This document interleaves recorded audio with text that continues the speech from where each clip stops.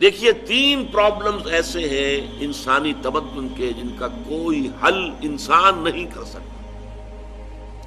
سب سے پہلا مسئلہ اور سب سے پرانا مسئلہ، ابدی مسئلہ ہمیشہ سے ہے جب سے انسان ہے، عورت اور مرد کے حقوق و اختیارات میں کیا تقسیم ہونی چاہیے۔ آپ کو معلوم ہے افراط و تفریط، یا تو عورت کو ملکیت بنا دیا گیا، جیسے بھیڑ بکری جو ہے آپ کے کھوٹے سے باندھ رکھی ہے، ایسے ایک عورت بھی باندھی ہوئی ہے، وہ آپ کی ملکیت ہے، اس کے کوئی حقوق نہیں ہے، اس کا کوئی لیگل سٹیٹس نہیں، اس کا کوئی تشخص نہیں، کوئی ہے ہی نہیں۔ یا وہ انتہا ہوگی اور یا وہ انتہا ہے جو آج آ گئی ہے، بالکل مرد کے شانہ بشانہ، ساری تخلیقی مصلحتوں کو چھوڑا، ساری جو بھی انسان کی جو انیٹومیکل جو بھی ڈفرنسز ہیں ان کو چھوڑا، جو سائیکولوجیکل فرق ہے ان کی تخلیق میں اس کو بھی ایک جیسے برابر، قطعاً نہیں۔ ان دونوں کے درمیان کیا توازن ہے؟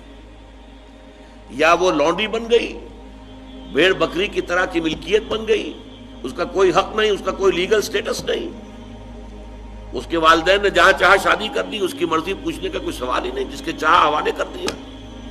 وہ آج جو چل رہی ہے ونی کی رسم، وہ عورت کا کیا اختیار، اس کے اندر اس بچیوں کا کیا اختیار ہے؟ وہ 1.5 سال کی ایک بچی بھی دے دی گئی ہے، انا للہ و انا الیہ راجعون، جو چاہے کریں۔ یہ تو ایک انتہا ہے۔ دوسری انتہا بالکل برابر، نتیجہ کیا نکلا ہے؟ بالکل برابر میں خاندانی نظام برباد ہو گیا، اس لیے کہ ایک ادارے کے 2 سربراہ برابر اختیار والے نہیں ہو سکتے۔ کسی محکمے کے 2 ڈائریکٹر ہو سکتے ہیں، کسی فرم کے مینیجنگ ڈائریکٹر 2 ہو سکتے ہیں، ڈائریکٹر 10 بنا لیں آپ، مینیجنگ ڈائریکٹر 1 ہوگا، کسی فرم کا چیئرمین 1 ہوگا، 2 نہیں ہو سکتے کسی بھی ادارے کی۔ اگر 2 بنا دیں گے فساد ہوگا، جھگڑا ہوگا، ان دونوں کے درمیان رسا کشی ہوگی۔ یہی تو ہمارا سب سے بڑا مسئلہ بنا ہوا ہے۔ پاکستان کا مسئلہ کیا ہے؟ ہم نے پارلیمانی نظام اختیار کیا ہوا ہے، انتہائی بیہودہ نظام، غیر منطقی نظام۔ آپ نے 2 بڑی بڑی سیٹس کریٹ کر دی، ایک ہیڈ آف دی اسٹیٹ ہے، ایک ہیڈ آف دی گورنمنٹ ہے۔ اب ان دونوں کے درمیان حقوق اور فرائض اور اختیارات کا کیا تقسیم ہوگی؟ ہو ہی نہیں سکتی۔ یا سارا کچھ صدر کے پاس جائے گا اور وزیر اعظم جو ہے وہ جونیجو کی مانند وزیر اعظم بن جائے گا، یا سارا کچھ وزیر اعظم کے ہاتھ میں ہوگا اور صدر جو ہے چودھری فضل الہی بن جائے گا، کہ جس کو وہاں ان کی دیواروں پر لکھا گیا تھا رہا کرو انہیں، چودھری فضل الہی کو رہا کرو، یہی ہوگا۔ تو ایک گھر کے 2 جو ہیں 2 سربراہ نہیں ہو سکتے، خاندانی ادارہ تباہ ہو چکا ہے۔ اور جیسے کہ یہ آپ کو کہاوت ہے کہ جس بلی کی دم کٹ جائے وہ چاہتی ہے کہ تمام بلیوں کی دمیں کٹ جائیں۔ یورپ میں، امریکہ میں برباد ہو گیا خاندانی ادارہ، آج وہ تلے ہوئے ہیں کہ مشرق میں اور خاص طور پر مسلمان ممالک میں ابھی اگر کچھ انٹیکٹ ہے یہ خاندانی ادارہ، کچھ خاندانی اقدار ہیں جو برقرار ہیں، کچھ والدین کی عزت اور عظمت اور کچھ ان کا احترام اور ادب اور خدمت کا مادہ ہے جو برقرار ہے۔ چاہتے ہیں کہ ختم ہو جائے، تباہ و برباد ہو جائے۔ والدین بوڑھے ہو گئے تو پھینکو ان کو اولڈ ایج ہاؤسز کے اندر، اولڈ ہاؤسز میں، گھر میں کائے کو رکھنا ہے؟ نوجوان جوڑا ہے، اس کے خامخواہ ان کی خواہشات اور ان کے معمولات میں بیچ میں آڑے آنا۔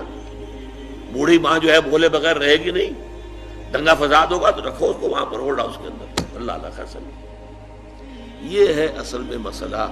اب عورت اور مرد کے درمیان کیا توازن ہو، انسان نہیں سوچ سکتا۔ دیکھیے انسان یا مرد ہوگا یا عورت ہوگی۔ مرد سوچے گا تو وہ اپنے اعتبار سے سوچے گا، عورت کی نفسیات کیا ہے، عورت کے احساسات کیا ہیں، اس کو کیا پتا ہے۔ عورت سوچے گی تو اپنے اعتبار سے سوچے گی، مرد کے احساسات کیا ہوتے ہیں، مرد کی نفسیات کیا ہوتی ہے، اسے کیا پتا ہے۔ لہذا یا ادھر کا ہوگا یا ادھر کا معاملہ ہوگا۔ ایک ہی ذات دے سکتی ہے آپ کو نظام، جو مرد کی بھی خالق ہے عورت کی بھی خالق ہے، اسی نے بنایا دونوں کو، اور دونوں ہی اس کے لیے اولاد کے مانند ہیں۔ یہ حدیث نبوی کا ترجمہ کر کے بتا رہا ہوں آپ کو۔ حضور نے فرمایا الخلق عیال اللہ، یہ خلق جو ہے مخلوق ہے، یہ اللہ کے کلبے کے مانند ہے۔ تو مرد بھی اللہ کے اس کنبے میں شامل ہے، عورتیں بھی شامل ہیں. اس نے نظام دیا، شادی بیاہ کے یہ قوانین ہونے چاہیے، طلاق وغیرہ کا یہ مسئلہ ہونا چاہیے. یہ سارا ضابطہ جو دیا ہے وہ اس لیے دیا ہے کہ یہ انسان اپنے ذہن سے نہیں سوچ سکتا. آج تباہی آ گئی ہے مغرب کے اندر، شادی کرنا ہی نہیں چاہتے. We are living together. شادی کریں گے تو نتیجہ پتہ ہے کیا نکلتا ہے؟ آپ نے اپنی بیوی کو طلاق دی، سب سے پہلے تو یہ کہ آدھی پوری آپ کی جو ملکیت ہے اس کا آدھا حصہ دے دیے اسے. نمبر 2، گھر اگر آپ کا اپنا ہے تو اس میں بیوی رہے گی، آپ نکل جائیے یہاں سے. کوئی مرد اس کو قبول کرنے کو تیار نہیں تو وہ شادی کرتا ہی نہیں. اور عورت کی ضرورت ہے، لہذا عورت بغیر شادی کیے بھی اس کے ساتھ رہتی ہے، بچے پیدا کرتی ہے. بٹ وداؤٹ میرج جو بچے پیدا ہو رہے ہیں حرامی بچے. تو پچھلے سال صدر کلنٹن نے کیا کہا تھا؟ اس کا جو اپنا خطاب تھا نیو ایئرز ڈے کا، وہ خطاب کیا تھا؟ ان قریب ہماری قوم، امریکن قوم کی اکثریت حرام زادوں پر مشتمل ہوگی.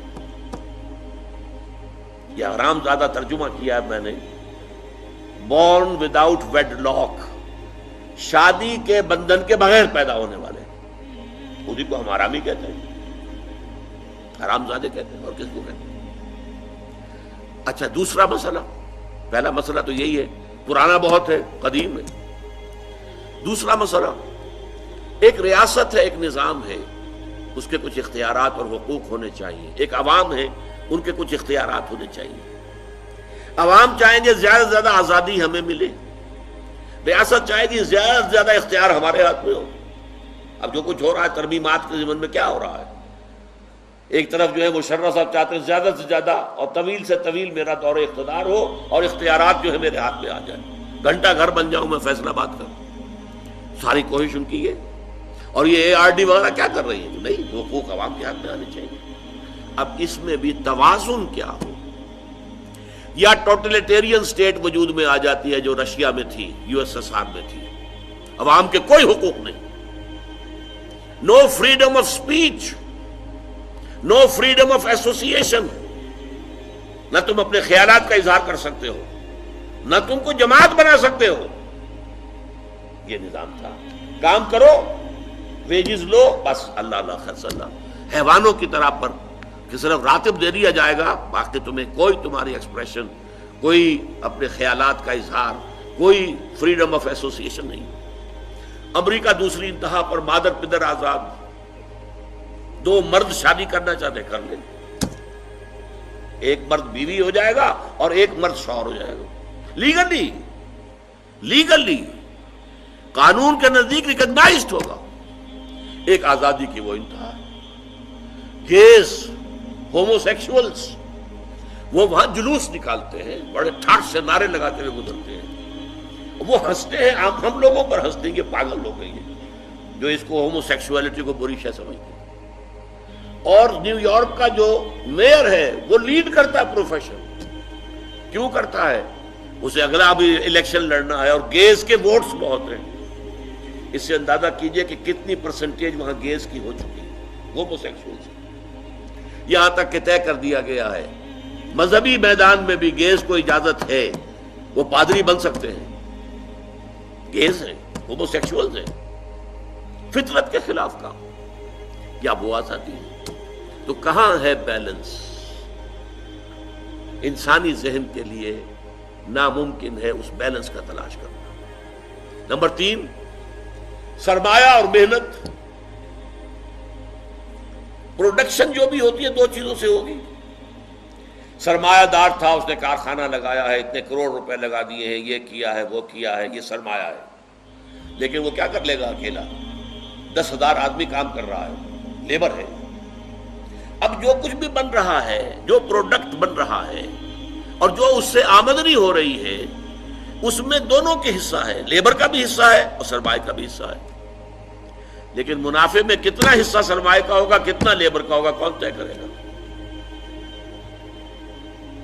یا تو سرمایہ داری بن جائے گی، سب میں تو آپ کو 10 روپے دے سکتا ہوں ڈیلی ویج، منظور ہے تو کام کیجئے ورنہ چاہیے دفع ہو جائے گی. اور بہت سے آپ کے بھائی موجود ہیں جو 10 روپے پر کام کرنے کے لیے تیار ہو جائیں گے. ساری دولت سمٹ کر جا رہی ہے کارخانے دار کے ہاتھ۔ کیپٹلزم جو کیپٹل ہے، جو سرمایہ ہے، اصل جو ہے دولت اسی کی طرف، روپے کو روپیہ کھینچتا ہے، پیسے کو پیسہ کھینچتا ہے۔ لہذا امریکہ میں آپ کو ایسے لوگ مل جائیں گے جنہیں اپنی دولت کا اندازہ نہیں ہے کہ کتنی دولت ان کے پاس ہے، بلینز آف ڈالر کا ایک ایک چیک لکھ سکتے ہیں، اور یہودی ہیں وہ۔ دوسری طرف امریکہ میں آپ کو گھیٹوز مل جائیں گے، گھیٹوز، اور ایک ہی جزیرہ ہے مینہٹن، کوئی 11 میل لمبا ہے، چوڑائی کہیں 2-3 میل ہے، کہیں ذرا زیادہ ہے۔ اس کے ساؤتھ میں جہاں یہ 2 بڑے بلڈنگیں کھڑی تھی جو گرائی ہیں، جو بھی تھے دہشت گرد، یہاں پر یہ اس کا ریچسٹ حصہ ہے، پوری دنیا کی دولت یہاں جمع ہے، سارے بینک وہاں ہیں۔ اور اسی جزیرے کے شمالی علاقے کے اندر گھیٹوز ہیں، افرو امریکنز، کالے امریکی، یوں سمجھیے کہ سب ہیومن لیول پر رہ رہے ہیں، حیوانوں کی طرح زندگی گزار رہے ہیں۔ یہ ڈسپیرٹی نظر آ جائے گا۔ تو اب عدل و انصاف کی کیا شکل ہو؟ یا وہ ہے جو رشیا میں اور USSR میں تھا، یا یہ ہے جو امریکہ میں اور اس کے الائز کے اندر ہے۔ یہ ہے وہ مسئلہ جہاں انسان ہاتھ جوڑ کر، گھٹنے ٹیک کر اللہ سے دعا کرنے پر مجبور ہے، اے اللہ تو نے مجھے فطرت سلیمہ بخشی، اے اللہ تو نے مجھے عقل سلیم سے نوازا، اے اللہ میں نے تجھے پہچان لیا کہ کل شکر اور کل ثنا کا مستحق تو ہی ہے، اے اللہ میں نے تجھے پہچان لیا کہ تو تمام جہانوں کا پروردگار اور مالک ہے، اے اللہ میں نے تجھے پہچان لیا جزا و سزا کے دن کا مالک و مختار مطلق تو ہے، اے اللہ میں نے طے کر لیا ہے تیری ہی بندگی کرتا ہوں اور کروں گا، اور تو ہی سے مدد چاہتا رہوں گا، لیکن اے اللہ میں مجبور ہوں، میری عقل جو ہے میرا ساتھ نہیں دیتی، کروں کیا، چلوں کس راستے پر، کون سے راستے پر؟ یہ عملی حصہ ہے دین کا، وہ سارا تھا فکری، نظری، ایمانی حصہ، الحمدللہ رب العالمین الرحمن الرحیم مالک یوم الدین، یہ کیا ہے؟ یہ ایمانی، فکری، نظریاتی حصہ ہے۔ عملی حصہ کیا؟ اہدنا الصراط المستقیم، ہمیں سیدھے راستے کی ہدایت بخش، صراط الذین انعمت علیہم، راستہ ان کا جن پر تیرا انعام ہوا، تیرے پسندیدہ بندے جو ہوئے، غیر المغضوب علیہم، جو مغضوب علیہم نہیں ہوئے، ان پر تیرا غضب نہیں آیا، غصہ نہیں آیا، ولا الضالین، اور نہ ہی وہ سیدھے راستے سے بٹ گئے۔ یہ ہے سورہ فاتحہ کا مقام۔ گویا کہ اصل میں یہاں پر قرآن مجید، اس کے اصل مخاطب کون ہے؟ وہ سلیم الفطرت لوگ، وہ سلیم العقل لوگ، جنہیں قرآن کہیں کہتا ہے الذین یعقلون، کہیں کہتا ہے الذین یفقہون، کہیں کہتا ہے اولو الالباب، ہوش مند لوگ۔